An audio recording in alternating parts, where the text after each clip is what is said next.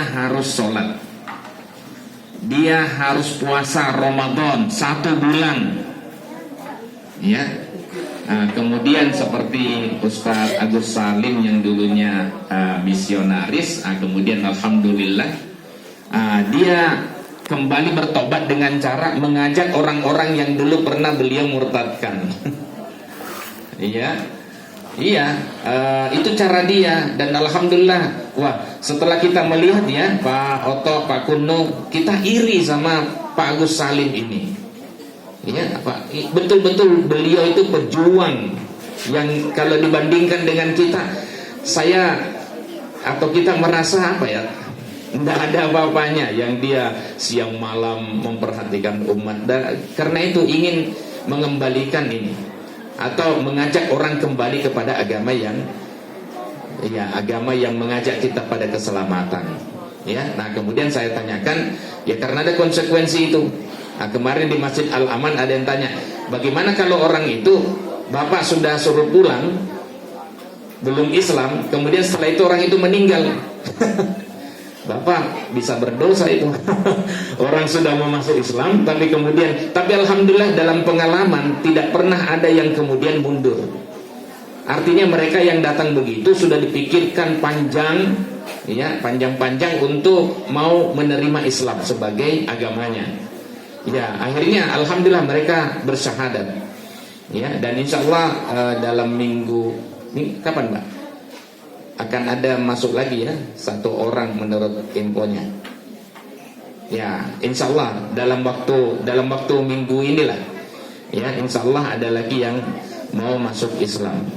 Nah, terus kita berkunjung ke masjid yang dulu Bapak Ibu sempat infak ya untuk melunasi hutang yang ternyata belum lunas juga. Ya, kita bantu waktu itu sekitar 3,5 juta. Wah, itu masih kurang itu. Ya alhamdulillah, kemudian kita datang ke sana, kita melihat Masjid Jabal Nur. Wah, kita datang ke sana, bersih sekali, sejuk karena dia berada di gunung itu, di tebing-tebing di sampingnya itu. Kemudian kita lihat Mas Aziz yang lihat, karena Pak Agus Salim bilang ini kita butuh speaker. Lah itu sudah ada speaker, itu cuma variasi, tidak ada kabelnya.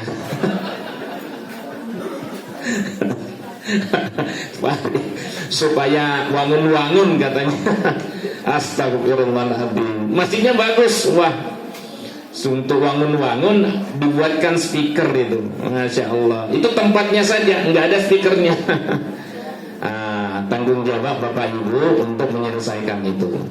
Alhamdulillah sudah ada yang ngasih dari jamaah kita, dari Pak Abdul Aziz. Nanti kita kita serahkan ya secara simbolis tadi ya. Penyerahan 4 speaker dan mungkin wirelessnya menyusul kalau hari ini selesai. Ya, jadi harus ngamal. Nah, jadi itu sholat, saya katakan konsekuensinya ketika syahadat sholat menjadi wajib. Mau tidak? Ya insyaallah, alhamdulillah. Mari kita bimbing untuk mengucapkan syahadatain. Alhamdulillah, kemudian 3 yang masuk Islam. Ya, agama ini yang benar ini, yang mengajak pada kebaikan dan keselamatan harus memang kita sebarkan. Karena itu tugas orang beriman.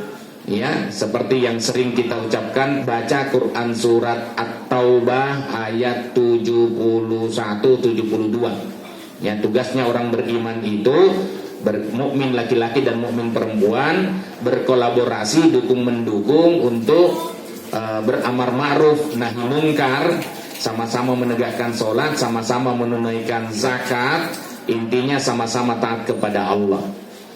Kalau itu kita mau mendapatkan kasih sayang Allah, ya itu. Nah, hari ini kita akan bahas tentang fikih sholat Nabi Sallallahu Alaihi Wasallam, karena judul temanya adalah tanya jawab, dan saya akan berikan kesempatan seluas-luasnya kepada jamaah.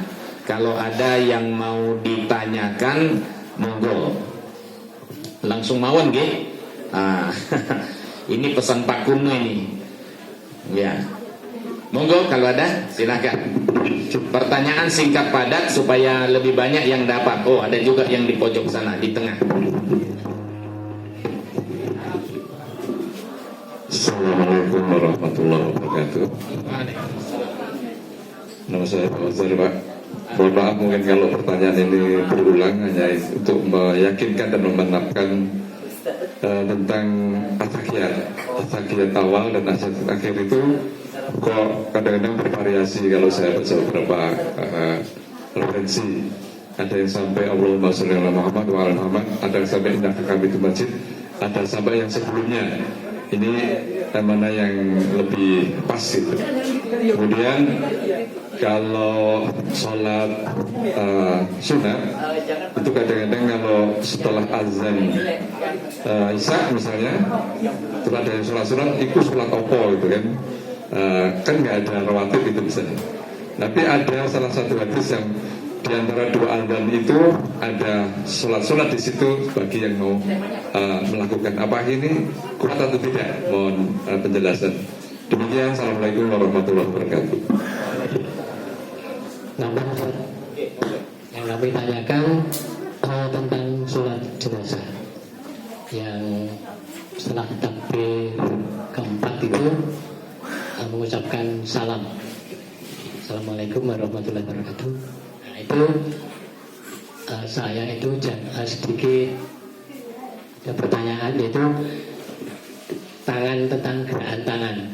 Ada yang setelah mengucapkan salam itu tangannya diturunkan, tapi ada yang sebelum salam terakhir ke arah kiri itu baru diturunkan. Nah, ini yang benar yang bagaimana Ustaz? Karena ini juga saya sering mendapat pertanyaan seperti itu dari teman-teman. Nah, terus PR ini pada kesempatan hari ini pas temanya tema sholat, maka kami pertanyakan. Nanti pas saya jadwal ngisi di pengajian mingguan, nanti saya sampaikan ke jamaah di sana. Terima kasih. Wassalamualaikum warahmatullahi wabarakatuh. Yang pertanyaan pertama aja udah lupa. Minta maaf. Baik, tentang tahiyat sampai mana? Ya, bacaannya. Ya, at-tahiyatu lillahi wassalawatu wattayyibat. Ada at-tahiyatul mubarakatuh salawatut thayyibat. Nah, kemudian apakah salawat itu dibaca pada tahiyat awal? Nah, memang ada khilafiyah, ada perbedaan ulama di sana. Ada yang mencukupkan pada syahadatain, setelah syahadatain. Nah, kemudian ada yang membaca salawat Allahumma salli ala Muhammad wa ala ali Muhammad. Cukup. Salawat terpendek itu ini. Ya, salawat terpendek yang saya sampaikan itu ini. Allahumma salli ala Muhammad wa ala ali Muhammad, itu berdasarkan hadis sahih riwayat An-Nasa'i. Ya, dari Zaid bin Kharijah. Ya, itu yang paling pendek. Kalau mau yang panjang itu lebih banyak riwayatnya. Allahumma salli ala Muhammad wa ala ali Muhammad kama sallaita ala Ibrahim wa ali Ibrahim wa barik ala Muhammad wa ali Muhammad kama barakta ala Ibrahim wa ali Ibrahim innaka Hamidum Majid. Ya, kemudian nanti ada juga Allahumma salli ala Muhammad wa ala ali Muhammad, kemudian langsung innaka Hamidum Majid. Ya.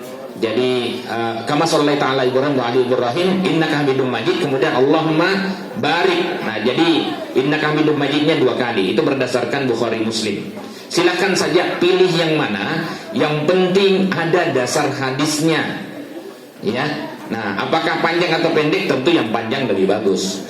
Cuma ini ada hadis yang mengatakan bahwa Nabi SAW ketika duduk pada tahiyat awal, beliau itu duduknya seakan duduk di batu panas, ala ratwi. Ya. Itu dimuat di tarjih itu sebenarnya. Nah, tapi hasil penelitian saya terhadap hadis ini itu dhaif ya. Ya, dhaif, jadi lemah. Ya, saya tidak menggunakan hadis itu, walaupun ya tahiyat awal lebih cepat ya. Kalau lebih cepat saya biasanya hanya sampai Allahumma shalli ala Muhammad wa ala ali Muhammad. Ya, kadang membaca Allahumma inni dzalamtu nafsi dzulman katsiran, dan seterusnya, seperti yang beberapa kali kita sampaikan. Ya, itu yang terpendek ketika Abu Bakar minta diajari oleh Nabi sallallahu alaihi wasallam doa yang bisa saya ucapkan di dalam sholat.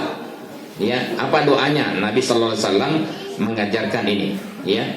Allahumma inni dzalamtu nafsi dzulman katsiran wa la yaghfiru dzunuba illa anta faghfirli maghfiratan min 'indik warhamni innaka antal ghafurur rahim. Ini muttafaqun alaih. Ya, itu bisa kita ucapkan di sela-sela tahiyat awal tadi, ya. Kalau tahiyat akhir sudah kita tahu berlindung dari 4 hal. Jadi gitu ya untuk tahiyat awal. Allahumma sholli ala Muhammad, itu wa ala ali Muhammad, itu yang paling singkat. Kalau mau yang panjang lebih bagus lagi, lebih banyak rawi hadis yang meriwayatkan itu. Yang pertama tadi Pak Fauzan. Sholat sunat diantara 2 azan ba'da sholat isya, ya. Termasuk yang lain. Ya, memang hadisnya mengatakan bahwa diantara 2 azan ada sholat. Ya, liman sya'a, bagi yang mau. Itu pada saat sholat maghrib itu. Ya, kemudian tapi hadis ini ada juga yang tidak menyebutkan sholat maghribnya, sehingga secara umum ulama memahami, termasuk tarjih, bahwa setelah azan itu ada sholat sunat 2 rakaat. Ya, setelah azan. Jadi azan awal berdasarkan ini, dan nanti hadis-hadis yang lain, hadis Ibnu Umar, ya, hadis Abu Mahdurah, itu berdasarkan ini. Nanti kita akan temukan bahwa azan awal itu yang dimaksud azan itu sendiri, sedangkan azan sani, azan kedua, itu adalah iqamah. Nah, jadi diantara azan dan iqamah itu ada sholat 2 rakaat. Yang muakkadah itu 2 rakaat. Nah, ketika masuk sholat isya, ya, sebagian ulama tidak menggunakan hadis ini untuk untuk sholat isya. Jadi untuk sholat isya setelah azan, ya, tetap diberikan kesempatan. Siapa tahu ada yang baru datang dan dia mau melakukan tahiyatul masjid, silahkan. Ya, di Mekah sekalipun, walaupun imam-imamnya, para penceramahnya tidak melakukan sholat 2 rakaat, Anda lihat misalnya di Madinah, ya, itu Ustadz Firanda, ya, itu kajian ba'da sholat maghrib, ya, di pojok-pojok Masjid Madinah itu. Kemudian setelah itu azan isya berkumandang. Azan isya berkumandang, beliau diam, mendengarkan dan menjawab sambil berdoa. Setelah berdoa, dia lanjutkan kajiannya. Setelah qomat datang, berhenti, langsung bergabung mereka untuk ini. Tidak ada sholat 2 rakaat. Ya, kenapa? Karena memang di dalam hadis itu saya belum menemukan sampai sekarang bahwa Nabi SAW melaksanakan sholat 2 rakaat sunnah setelah azan isya sampai qomat. Tetapi dengan hadis adanya bahwa baina kulli adzanain, bahwa di antara setiap 2 azan dan iqamah ada sholat. Nah, itu hadisnya memang ada. Itu diberlakukan secara umum. Selama tidak ada yang mengecualikan, maka hukum ini berlaku. Selama tidak ada yang mengecualikan. Tapi kalau misalnya, waduh, nanti nggak ada tuntunannya kok, Nabi SAW tidak pernah lakukan, berarti tidak. Silahkan saja. Semua ada dasar hukumnya. Yang kedua, tentang sholat jenazah. Sholat jenazah itu sebenarnya bagaimana? Salamnya saja itu ada khilafnya. Ya, salamnya saja ada khilafnya, ada perbedaan ulama di sana. Ya, ada yang salam 1 kali saja. Karena memang hadis-hadis tentang sholat jenazah itu kemudian salam sudah selesai. Ya, setelah berdoa itu Allahumma la tahrimna ajrahu wa la tudillana ba'dahu atau wa la tabtinna ba'dahu. Kemudian setelah itu salam, hanya dikatakan salam saja. Sehingga kalau salam ya sudah seperti apa adanya, hanya salam sekali, assalamualaikum warahmatullah, udah selesai. Yang ke kiri tidak. Jadi malaikat pencatat dosa-dosa tidak disalami. ya yang pencatat amal kebaikan saja, assalamualaikum warahmatullah, gitu. Yang pencatat dosa tidak disalami. Ya, Pak Musin pernah mengatakan, wah bagaimana kalau supaya Pak Kiai Musin Haryanto, guru saya, teman di Fakultas Agama, bagaimana kalau misalnya dosanya banyak supaya tidak dicatat malaikat? Pada saat melakukan kebaikan Anda tenang, tapi kalau melakukan keburukan Anda goyang-goyangkan yang kiri supaya malaikatnya susah mencatat. Itu kalau malaikatmu. Malaikat Allah itu pakai rekaman yang kuat gitu ya, tidak pakai catatan tulisan. Sekarang aja nulis pakai handphone ya. Baik, saya lanjut. Nah, terus tapi selain ulama ulama Hambali itu, Syafi'i misalnya, tetap salam ke kanan dan ke kiri. Itulah yang kita pakai. Ya, sebagaimana, jadi kadang-kadang begini, mungkin bisa jadi Nabi SAW menyebutkan kemudian salam, maksudnya salam seperti sholat yang ini, tidak perlu lagi dijelaskan. Jadi assalamualaikum warahmatullah, assalamualaikum warahmatullah. Dan ingat, untuk sholat jenazah itu takbirnya liri, bacaan salamnya juga liri. Ya, jadi tidak Allahu Akbar, tidak Allahu Akbar. Ya. Kemudian assalamualaikum warahmatullah. Assalamualaikum. Jadi ini yang dilakukan oleh Nabi sallallahu alaihi wasallam, tidak keras-keras, ya. Baik, kemudian tangan ini, ya, ada, kalau yang ini kan selesai. Yang kalau madhabnya Hambali, ya, tidak ada yang begitu. Kalau sebagian kita ketika salam itu assalamualaikum warahmatullah, kemudian setelah itu kiri assalamualaikum warahmatullah, begitu kan? Saya belum menemukan adanya tuntunan untuk melepaskan tangan. Saat salam ke kanan, lepas tangan kanan. Saat salam ke kiri, lepas tangan kiri. Saya sampai sekarang belum menemukan. Ya, saya kira juga tidak ada, insya Allah. Ya, tapi ada larangan Nabi Sallallahu Alaihi Wasallam ketika Nabi Sallallahu Alaihi Wasallam salam, ya, assalamualaikum warahmatullah, biasa ke kanan. Ya, sampai kemudian pipi kanannya itu terlihat dari belakang. Artinya betul-betul serius, tidak hanya sekedar melirik. Assalamualaikum. Tapi betul-betul mengo, ya. Assalamualaikum warahmatullah, assalamualaikum warahmatullah, gitu. Ya, itu ada di antara jamaah yang ketika Nabi Sallallahu Alaihi Wasallam salam, dia itu begini, ya. Assalamualaikum warahmatullah, ya. Kemudian assalamualaikum warahmatullah. Itu dilarang oleh Nabi. Dilarang oleh Nabi sallallahu alaihi wasallam. Ya, jangan kamu melakukan itu lagi. Seperti keledai mengebaskan ekornya. Ya, jangan. Walaupun Anda pesilat. Assalamualaikum warahmatullahi wabarakatuh. Ya, tidak ada, tidak boleh. Ya, tidak boleh. Yang sebelah kiri juga begitu. Saya menduga lahirnya yang salam pakai melepaskan tangan itu dari sini. Ya, padahal itu jelas dilarang oleh Nabi sallallahu alaihi wasallam. Jadi kita tidak usah lakukan lagi, ya. Gitu. Jadi sudah salam aja, assalamualaikum warahmatullah, assalamualaikum warahmatullah. Baik. Ada yang lain? Silakan. Oh, tadi ada ibu tadi yang di pojok sana. Ya, di tengah.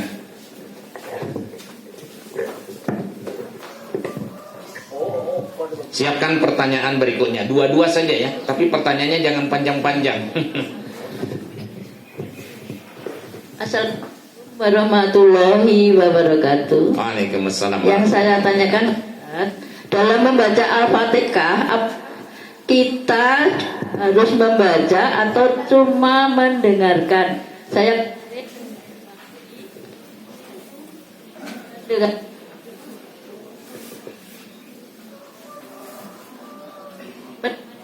ceramah dari Ustadz Sigit Yulianto dari Rizal Buntung jam 5, itu katanya ada yang ulama yang menganjurkan untuk membaca surat Al-Fatihah, ada yang ulama yang menganjurkan untuk mendengarkan saja.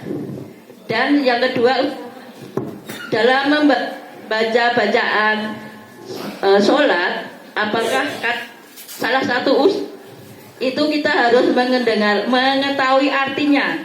Kalau nggak tahu kata orang belembing, betul nggak itu Ustaz? Itu aja pertanyaan saya. Assalamualaikum warahmatullahi wabarakatuh. Waalaikumsalam warahmatullahi wabarakatuh. Baik, siapa lagi? Satu lagi.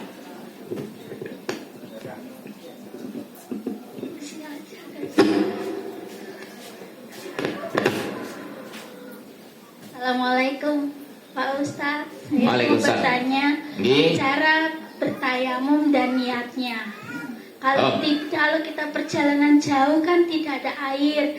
Katanya kemarin pas pengajian cara bertayamum dan niatnya gimana. Terima kasih Pak Ustadz. Assalamualaikum.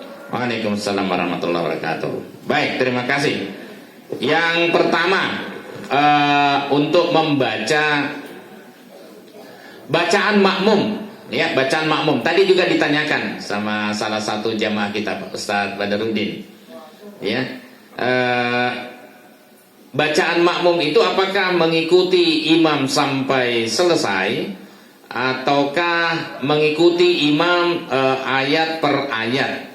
Ya, memang ada khilafiyah dan masing-masing ada dasarnya. Ya, cuma yang mana?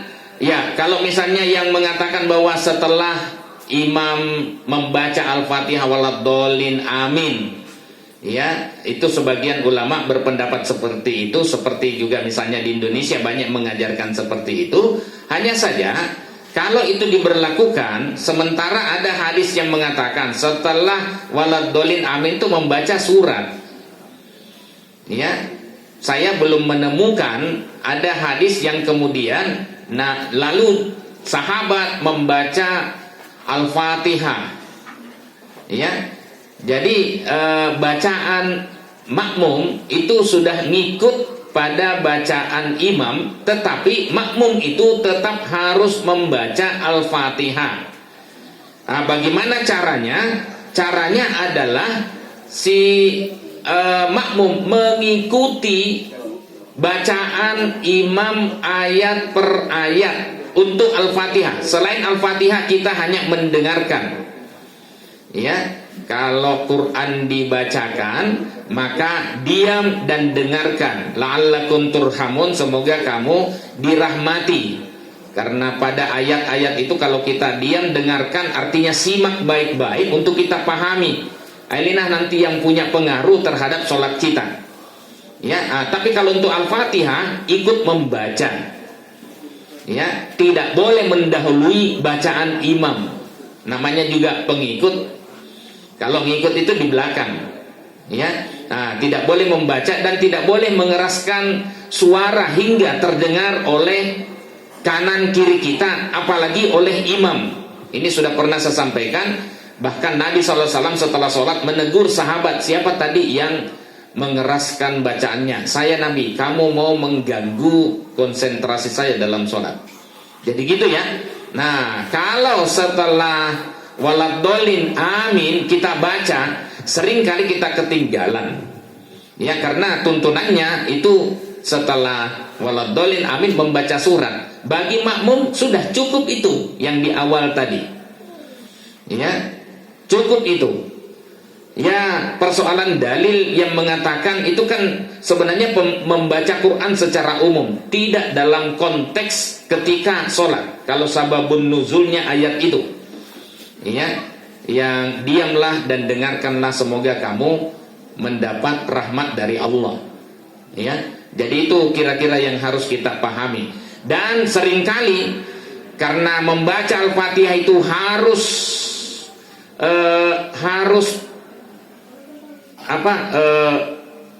pelan, harus pelan dan ayat per ayat. Kata sahabat Nabi sallallahu alaihi wasallam kalau membaca Al-Fatihah yuqatti'u qira'atahu ayatan-ayatan.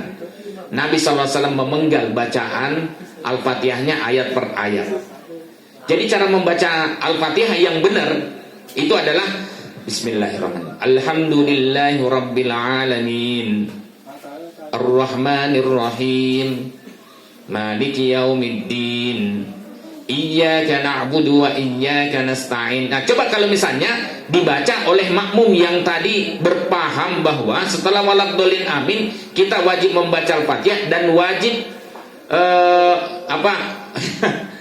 iya, tartil, tidak akan keoyak, tidak akan terkejar.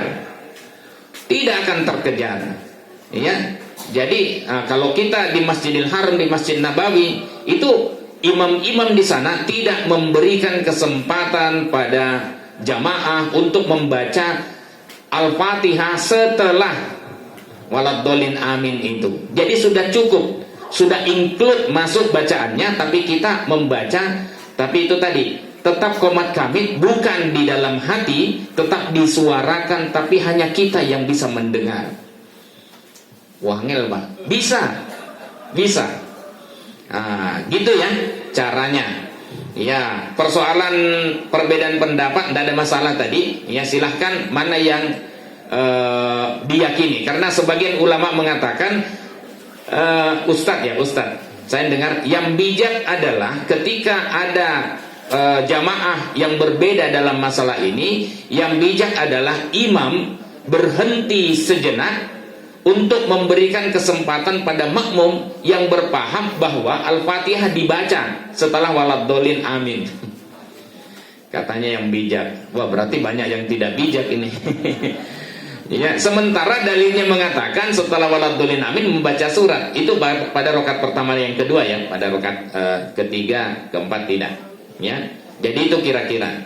Ya. Baik, yang berikutnya cara tayammum. Dan niatnya apa? Tidak ada niat khusus ketika kita melakukan tayammum. Ya. Ya, niatnya tayammum saja dengan nama Allah gitu. Contohnya begini. Ini berbagai macam cara ya. Bismillah, itu sudah cukup. Ya. Kemudian begini, tepukan sekali saja, tiup, auf, boleh bunyi, boleh tidak. Kemudian setelah itu, yang pertama kali setelah ditiup itu adalah wajah. Selesai sekali, setelah itu ke sini. Ini hadisnya Bukhari dan Muslim. Ya, jadi sekali tepuk, auf, kemudian setelah itu wajah. Ya, kemudian ke kanan, kemudian ke kiri. Punggung telapak tangan kanannya baru ke kiri. Sekali saja. Nah, cara yang kedua, ini yang jarang kita dapatkan. Ini berdasarkan hadis Bukhari. Ya, tepuk sekali, tiup, auf, kemudian setelah itu tangan lebih dahulu. Ya, memang agak lain sesuai dengan pelajaran yang dulu kita. Tapi ada hadisnya. Ya, Bukhari, tidak Muslim. Kemudian setelah itu baru wajah. Jadi tangannya dulu baru wajahnya. Kalau Quran itu wajah dulu baru tangan. Nah, terus bagaimana dengan cara yang ketiga? Tepuk sekali, tiup, setelah itu wajah, setelah itu tepuk lagi, tiup lagi, auf. Ini yang banyak diajarkan dulu sejak kita SD. Maaf, ini dalam hasil penelitian saya sudah sebutkan dalam buku Sholat Sesuai Tuntunan Nabi, mengupas kontroversi hadis sekitar sholat. Hadisnya lemah. Nah, sehingga saya tidak memilih itu. Tapi kalau ibu tetap mau melaksanakan itu, sudah bukan tanggung jawab saya. Saya hanya dalam perspektif hadis. Matur nuwun Mas Jidan. Ya, baik. Ada yang lain? Silahkan. Belakang. Silakan. Itu juga ada juga. Itu. Iya, boleh itu dulu. Assalamualaikum warahmatullahi wabarakatuh. Ustaz mau tanya, dari kalau sholat jamaah itu sering saya lihat, jadi makmum itu mungkin karena sudah hafal gerakan-gerakan sholatnya, jadi imam belum selesai mengucapkan Allahu Akbar gitu, makmum sudah langsung mendahului gerakan yang dimaksud gitu, itu hukumnya bagaimana Ustaz? Matur nuwun. Assalamualaikum warahmatullahi wabarakatuh. Ada suara, tidak ada gambar.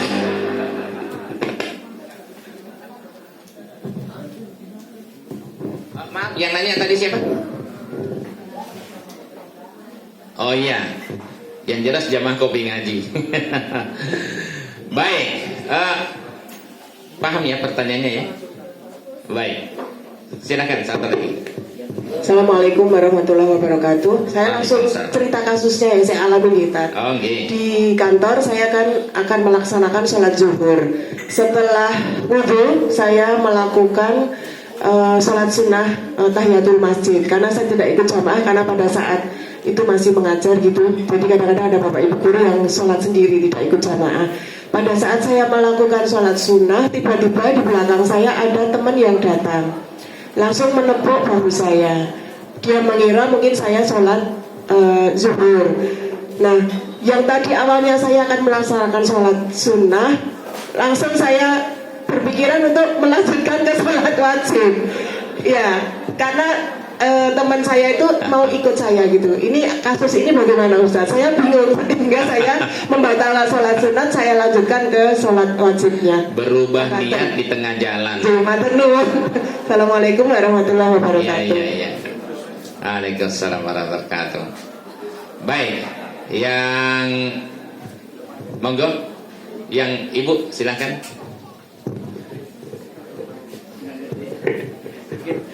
Assalamualaikum warahmatullahi wabarakatuh. Waalaikumsalam warahmatullahi wabarakatuh. Pertama-tama izinkan saya mendoakan semoga Ustadz Agus Salim dan temannya dan jamaah kopi ngaji semuanya selalu sehat, bisa istiqomah dan semoga kelak bisa husnul khotimah.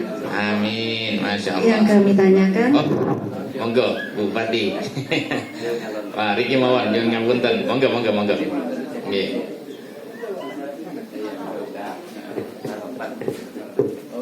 Matur nuwun atas kerawuhannya. Monggo, yang lanjut. ingin saya tanyakan, yang sering saya lihat Ya. banyak yang melakukan setelah sujud itu biasanya kan langsung berdiri. Nah itu ada yang duduk seperti tasawuf tapi nggak lama. Jadi pakai duduk setiap habis sujud, yang sujud yang kedua langsung berdiri itu tidak. Tadi duduk dulu gitu loh, duduk dulu baru berdiri. Rakaat kedua mau berdiri itu atau rakaat keempat. Nah itu yang benar yang mana? Karena kan kayaknya saya pernah dengar itu habis sujud langsung berdiri, tapi itu kok pakai hampir semua yang saya lihat itu duduk dulu. Yang itu yang pertama. Yang kedua, tadi Bapak mengatakan bahwa imam membaca Al-Fatihah, kita juga mengikuti membaca Al-Fatihah dengan sir ya, pelan-pelan. Kita yang mendengarkan. Tapi kok saya pernah mendengar, tapi maaf saya nggak tahu itu hadisnya dhaif atau sahih, saya nggak tahu ya. Tapi pernah mendengar kalau imam membaca Al-Fatihah itu dengarkan. Apa kamu mau menyaingi imam gitu loh? Jadi mohon dijelaskan. Kita tetap membaca Al-Fatihah ketika imam membaca Al-Fatihah atau nanti nunggu kalau Al-Fatihah selesai. Itu saja, terima kasih jawabannya. Assalamualaikum warahmatullahi wabarakatuh. Waalaikumsalam warahmatullahi wabarakatuh. Ya sebelumnya terima kasih Bu Gus udah datang ke Kopi Ngaji. Ini jamaahnya warganya di Sleman. Ya ini yang dikerjakan orang-orang baik ngumpul untuk menjadi lebih baik lagi. Amin. Ya matur nuwun. Ya saya lanjut dulu pertanyaan yang pertama tadi apa ini? Karena apa tadi? Ada yang ingat? Ya? Mendahului gerakan imam. Oh, makmum mendahului gerakan imam. Tidak boleh, haram, terlarang keras. Ya, kata hadis itu idza kabbara fakabbiru. Ya, apabila imam bertakbir maka ikutlah bertakbir. Tidak boleh mendahului. Orang yang mendahului nanti wajahnya diserupakan dengan wajah keledai. Ya. Untungnya masih wajah keledai. Coba kalau kedelai. Ya. Jadi gitu ya, jangan sekali-kali mendahului. Tapi jangan juga berlama-lama, terlalu lama sujud, imamnya sudah duduk, mau salam baru dia berdiri. Nanti ketahuan kebanyakan dosa. Ya, kadang kita melihat ada yang seperti itu, ya. Dia masih sujud, imam sudah duduk dan mau salam dia baru bangkit. Tidak boleh. Ya, tata cara sholat berjamaah itu harus ikut imam dan segera. Ya, tadi idza kabbara fakabbiru. Ya, wa idza qala sami Allahu liman hamidah faqulu rabbana walakal hamd. Jadi itu langsung semua itu. Jadi tidak boleh ada jeda. Kalau mau sujud lama-lama itu ketika kita sholat sunat sendirian. Ya, ketika sholat sunat sendirian baru sujud lama-lama. Boleh. Ya, malah beberapa hadis menyebutkan sujudnya Nabi sallallahu alaihi wasallam itu hampir selama bacaan Qur'annya. Ya, itu beberapa kasus, tetapi itu ketika beliau sendirian. Ketika beliau sholatnya panjang, itu juga ketika sholat sendirian. Nah, datanglah Hudzaifah al-Yamani, Arab menjajal, mau mencoba sholat malamnya Nabi sallallahu alaihi wasallam. Akhirnya karena mau jajal, ya seperti biasanya Nabi mempraktekkan sholatnya, dia baca surat Al-Baqarah, habis, dikira sudah selesai. Ternyata lanjut Ali Imran. Sudah lega, sudah mau habis, ternyata masih lanjut. Ya, makanya ya jangan ndak usah ikut sama lama berdirinya Nabi sallallahu alaihi wasallam. Itu spesial. Tapi ketika itu beliau sendirian dan mengimami, khusus Hudzaifah al-Yamani karena Arab jajal. Ya, mau coba. Gitu ya. Nah, gitu. Kemudian yang kedua, mengganti niat. Kasusnya menarik juga. Tadinya berniat untuk sholat sunat dulu, mungkin karena sudah biasa Bu ya, alhamdulillah. Setelah itu pada saat sholat sunat ada yang nepuk mau ikut sholat berjamaah. Ya, mungkin itu juga penyebab kenapa ada imam. Ada pertanyaan dulu di Papua itu, pas ditanya itu, Pak, saya melihat ada orang yang sholat pada saat ada yang nepuk untuk jadi makmum, kemudian dia bilang begini.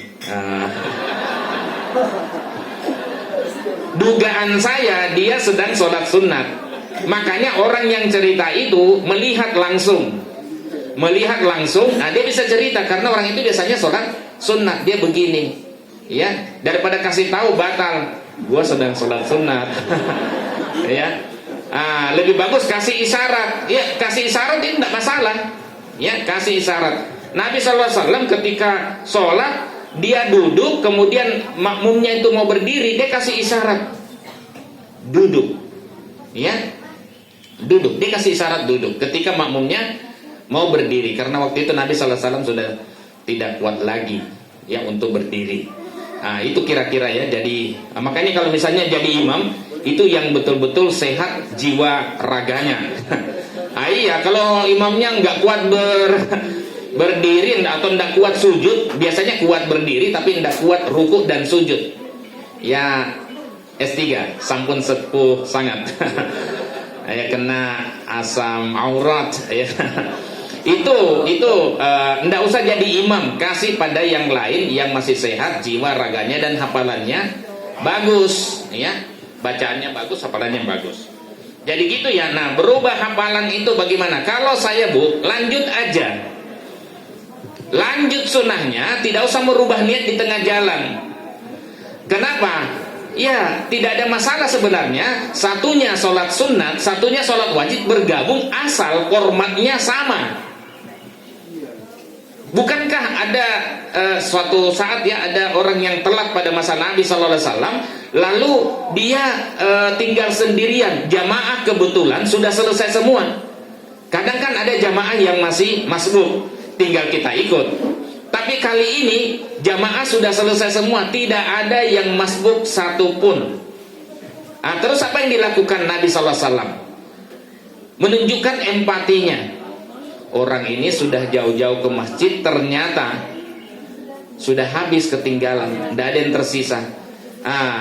Nabi SAW menawarkan, "May yatasaddaqu ala hadza." Siapa yang mau sodakoh jamaah terhadap orang ini? Sodakoh itu macam-macam. Ya, karena kan pahalanya kan jelas ya. Ya, saya kira di sini ahli-ahli sholat jamaah semua. Amin. Ya, pahalanya itu kalau cuma sendirian cuma satu, tapi ketika bergabung berjamaah langsung naik menjadi 27. Ya, jadi jangan meremehkan sholat berjamaah itu. Ya, datang, wah, silahkan, berdirilah satu orang saja, bukan banyak orang. Satu orang yang berdiri lalu menemani itu. Satunya sholat wajib, satunya sholat sunnah, tidak ada masalah. Ya. Nah, kalau misalnya kita sedang sholat sunnah, ada yang bergabung, lanjutkan. Yang penting format dasarnya sama. Jangan yang berbeda. Misalnya imamnya sholat jenazah, kita sholat wajib yang ada rukuk sujudnya. Itu formatnya beda. Karena ada, saya lihat buku itu judulnya apa ya, 40 sekian kesalahan orang dalam sholat. Yang dicontohkan imamnya sholat jenazah, imamnya sholat sunat. Wah, enggak pas formatnya. Gitu ya. Baik. Apalagi tadi yang kedua, duduk. Ya, duduk. Ada yang dari ini rokat pertama ke kedua, atau rokat ketiga ke keempat. Ya. Ada yang langsung berdiri. Saya contohkan. Ini asisten tidak perlu saya kasih tahu, dia sudah tahu. Padahal kita punya itu ya, tapi sayang belum ketemu. Ada yang begini, ya.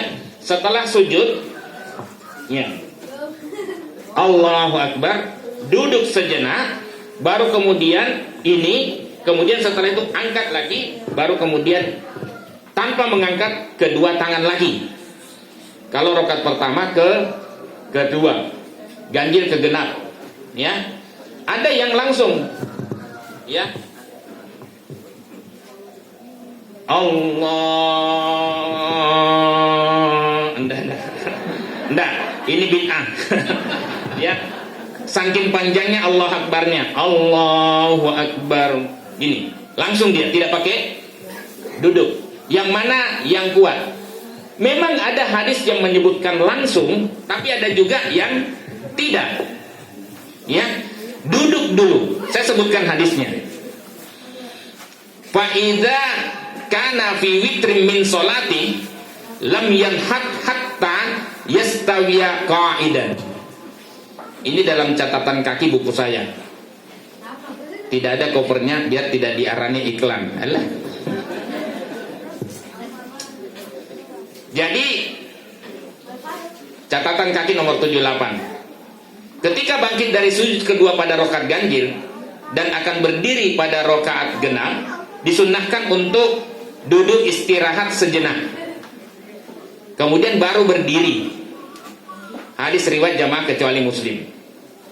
Nah, kalau hadis yang tadi, apabila berada pada rokaat ganjil dari sholatnya, beliau tidak langsung bangkit hingga duduk tegak hatta yastawiya qa'idan. Jadi lam yanhat, tidak langsung bangkit hingga duduk dengan tegak. Jadi harus sempurna duduknya baru kemudian berdiri. Ya. Nah, dan hadis Abu Kilabah dari Malik bin Al-Huwairis mencontohkan tata cara sholat Nabi sallallahu alaihi wasallam, yakni wa idza rafa'a ra'sahu anis sajdatis saniyah jalasa. Apabila beliau mengangkat kepalanya dari sujud kedua, jalasa, ia duduk. Wa'tamada alal ardi, dan bertopang di tanah, summa qoma, lalu berdiri. Jadi cara bangkitnya gini, saya angkat, tidak apa-apa, tenang.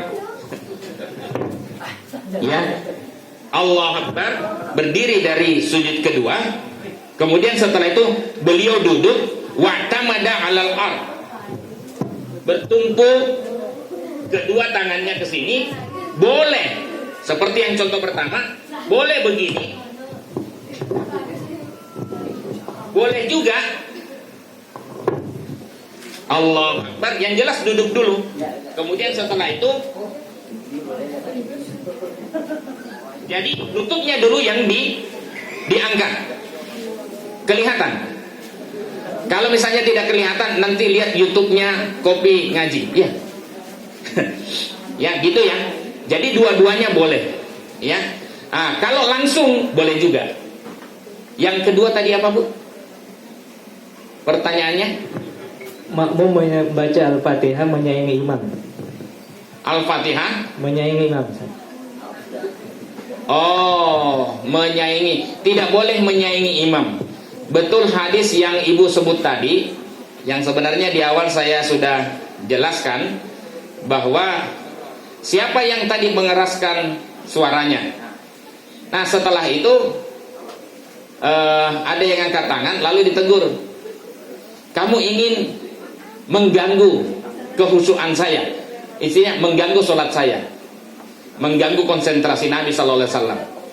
Itu apa, teguran Nabi. Lalu di hadisnya, maka mereka pun diam. Ya, hadis itu salah satu menjadi dalil yang digunakan ketika imam membaca Al-Fatihah, tidak boleh membaca apapun kecuali diam. Tapi karena ada hadis-hadis yang lain, maka ya tadi setelah waladhdallin amin itu langsung membaca surat. Jadi tidak membaca yang lain lagi. Ya, saya kira itu, Bu, ya. Tapi perbedaan itu dua-duanya ada dasar hukumnya. Ya, matur nuwun sangat. Masih ada? Oh, harus tahu artinya. Betul. Ya. Saya bacakan ayatnya. Ya. Quran surat An-Nisa ayat 43. A'udzu billahi minasyaitonir rajim. Ya ayyuhalladzina amanu la taqrabus shalah wa antum sukara hatta ta'lamu ma taqulun. Ini sebenarnya tartibun nuzulnya ini tentang pelarangan khomer, pelarangan miras. Wah, ini ini mumpung ada Bu Mate ini. Pelarangan miras sebenarnya ayat ini. Ya, janganlah kamu mendekati sholat sedangkan kamu dalam kondisi sukaro, mabuk. Pelakunya namanya sakir.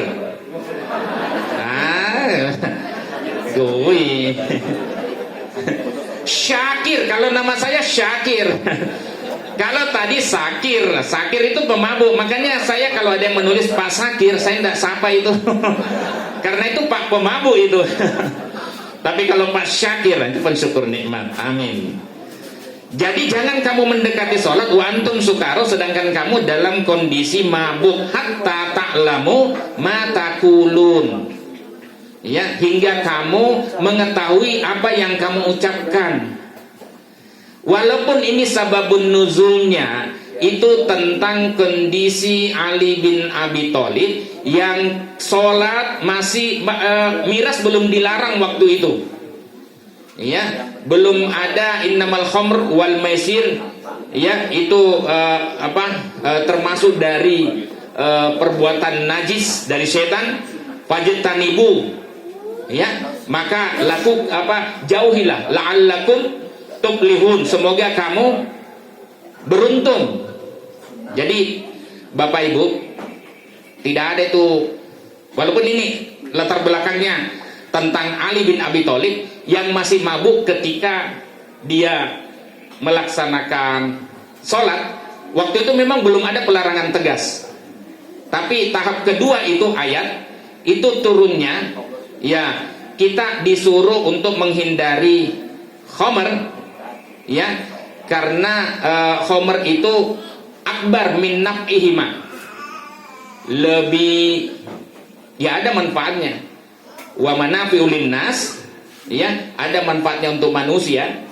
Ya marijuana, ganja itu ada juga manfaatnya, tapi harus dikontrol peredarannya. Sebagian apotek itu kan juga menjual itu, tapi itu juga tidak dijual bebas, ya.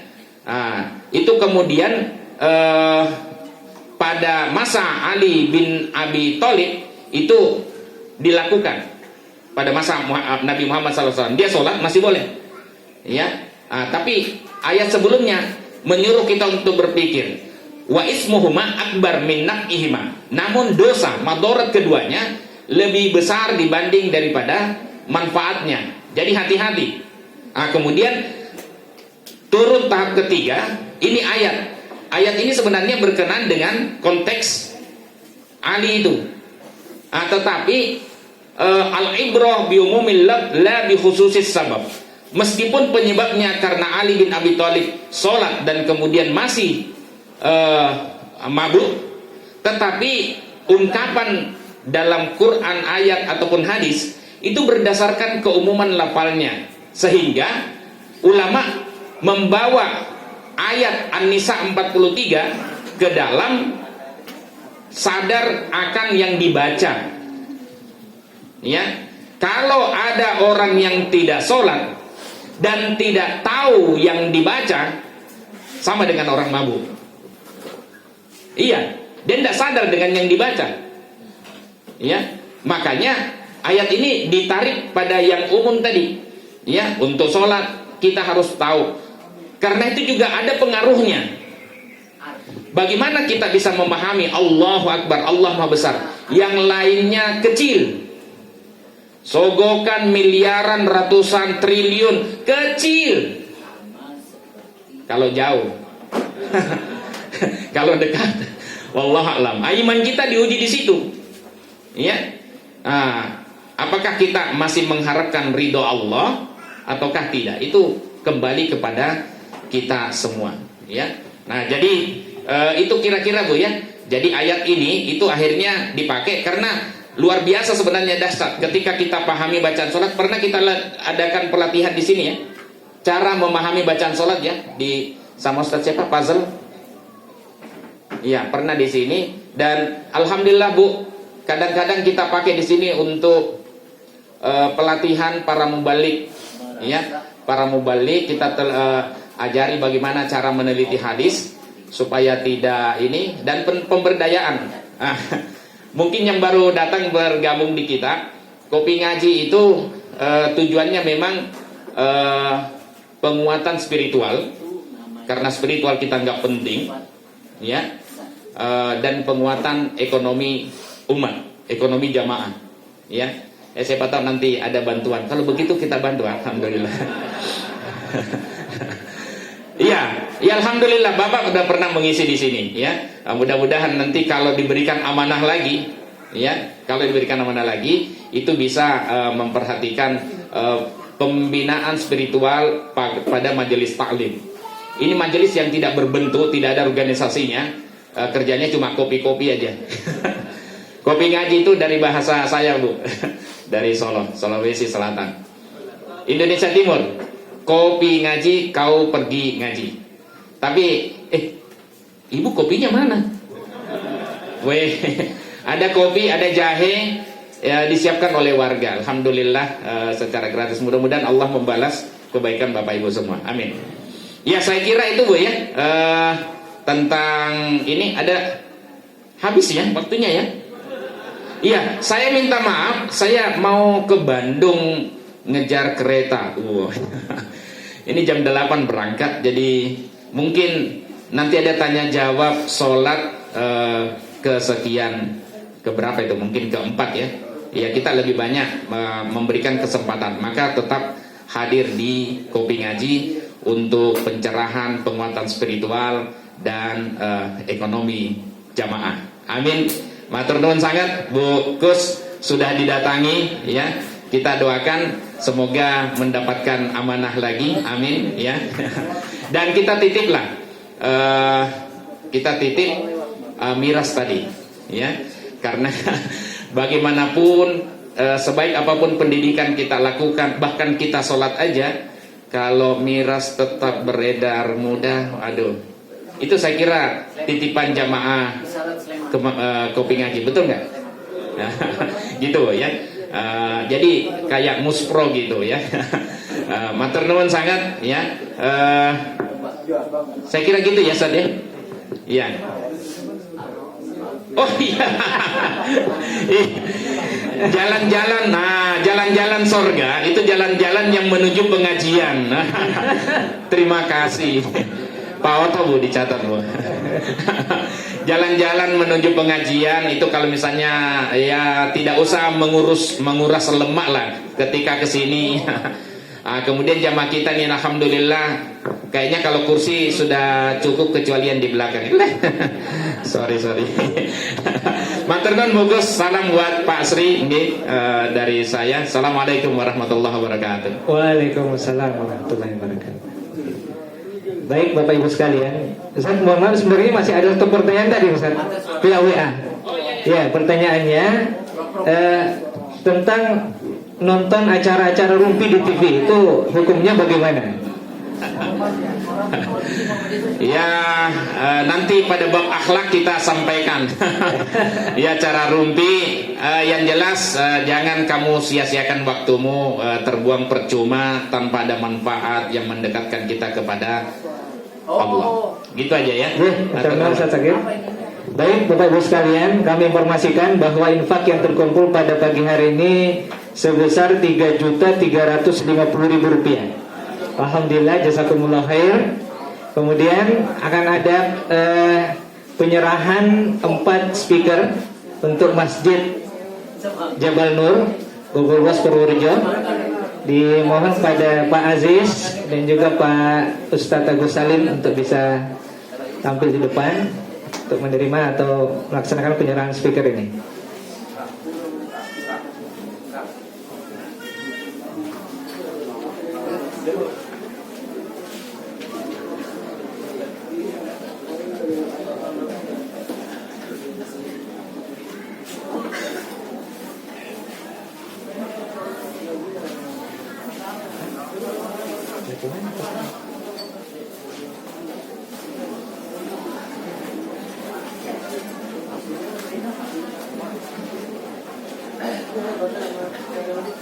Oh ini, baik. Berikutnya sebelum pengajian ini kita tutup, kami mohonkan kepada Ibu Kustini untuk bisa memberikan pesan dan kesan kepada para jamaah Kopi Ngaji. Dipersilahkan.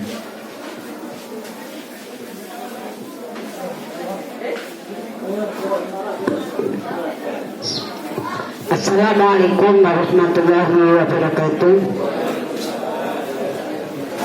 Bismillahirrahmanirrahim. Alhamdulillahirabbil alamin. Wassalatu wassalamu ala asyrafil anbiya'i wal mursalin nabiyina Muhammadin wa ala alihi wa sahbihi ajma'in wa ba'd. Yang saya hormati Ustaz Dr. Syakir Jamaluddin MA. Saya takut nanti kalau Syakir dan Syakir itu langsung saya syakirkan. Yang senati pimpinan cabang Muhammadiyah Kata Dewan Gamping beserta jajarannya. Yang senati di sini Ibu Sunat pimpinan Aisyah Irah. Yang senati pimpinan Ratu Muhammadiyah Butuh Bapak Subianto MKes beserta jajarannya. Bapak pimpinan Ranting Muhammadiyah Kata Dewan Gamping. Yang saya hormati Bapak-Bapak Ustadzah yang hadir dan Bapak Ibu jemaah Kopi Ngaji yang dirahmati Allah. Alhamdulillahirabbil alamin. Bersyukur kita menjaga hadirat Allah SWT atas rahmat fitrahnya kepada kita semua. Lebih-lebih adalah sehat, kesempatan waktu, sehingga pada pagi ini Ibu Bapak Ibu semua jamaah diingatkan oleh Allah untuk selalu menambah ilmu, khususnya ilmu agama di Kopi Ngaji. selawat dan salam kita curahkan kepada Tuhan kita Nabi Muhammad Sallallahu Alaihi Wasallam, kepada keluarga dan sahabatnya, dan kepada kita semua. Semoga nanti kita bisa bersama-sama mengikuti acaranya. Terima kasih Bapak Ustadz, Bapak Dr. Syakir. Pada hari ini saya ada di tengah-tengah Bapak Ibu jamaah di jamaah kopi ngaji ini. Bagi saya adalah suatu kehormatan yang tidak ternilai harganya, dan saya ucapkan terima kasih. Di mana di sini ada pengajian yang rutinitas dilaksanakan dengan Ustadz Dr. Syakir yang telah selalu meningkatkan iman takwa kita kepada Allah, yaitu dengan pemberdayaan untuk ekonomi maupun untuk menambah iman, untuk meningkatkan, menguatkan iman spiritual kita dan meningkatkan perekonomian kita. Bapak Ibu, saya ucapkan terima kasih juga, di mana tadi ada masukan yaitu mengenai miras. Sebetulnya miras itu tidak ada izinnya Bapak Ibu semua. Izinnya sudah ada ketentuan, yaitu edaran Bupati, tapi karena maraknya akhirnya kita tutup Pak Kiai. Nah, alhamdulillah kita tutup, walaupun kadang-kadang buka di lain lagi tempat. Inilah yang saya harapkan kepada semua masyarakat, kepeduliannya, lingkungannya. Kami tidak akan mengizinkan Bapak Ibu semua, karena ada persyaratan-persyaratan apabila membuka minuman keras yang ada di sekitar masyarakat akan mengganggu keamanan dan juga akan merusak akhlak generasi yang akan datang, generasi yang ini. Oleh karena itu, Bapak Ibu semua, insya Allah mari kita bersama-sama menolak adanya miras-miras yang ada di Kabupaten Sleman khususnya. Tanpa didukung masyarakat, kita juga tidak bisa apa-apa, karena yang satu pindah yang lain, yang satu pindah yang lain. Ini insya Allah nanti kita bersama-sama, kalau Allah meridhoi, nanti akan meneruskan program pembangunan Kabupaten Sleman, melanjutkan akan kita buat perda Bapak Ibu semua nanti untuk melakukan ini, karena kami ini adalah koalisi rakyat Sleman, sehingga rakyat Sleman lah nanti yang bisa menentukan semuanya apa harapan-harapan kami untuk ke depan Sleman yang sudah bagus kita tingkatkan bersama-sama. Terima kasih, semoga pengajian kopi ngaji ini selalu diridhoi Allah dan selalu menambah iman takwa kita kepada Allah Subhanahu wa taala. Maturnuwun, banyak kekurangannya, mohon maaf. Wabillahi taufiq wal hidayah. Nasrullah. Assalamualaikum warahmatullahi wabarakatuh. Waalaikumsalam warahmatullahi wabarakatuh. Ucapkan terima kasih kepada Ibu Kustini atas sambutan dan juga kehadirannya di Kopi Ngaji ini. Baik Bapak Ibu sekalian, marilah pengajian Kopi Ngaji ini kita tutup dengan membaca doa kafaratul majelis, dan alhamdulillah. Subhanakallahumma wa bihamdika asyhadu an la ilaha illa astaghfiruka wa atubu ilaik. Alhamdulillahirabbil alamin. Wassalamualaikum warahmatullahi wabarakatuh.